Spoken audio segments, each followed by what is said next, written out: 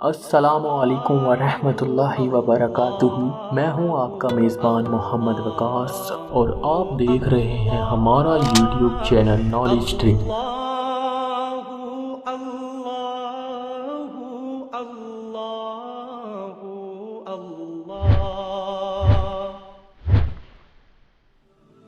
صحیح بخاری کتاب روزے کے مسائل کا بیان، حدیث نمبر 8۔ رسول صلی اللہ علیہ وآلہ وسلم نے فرمایا، جب رمضان آتا ہے تو جنت کے دروازے کھول دیے جاتے ہیں۔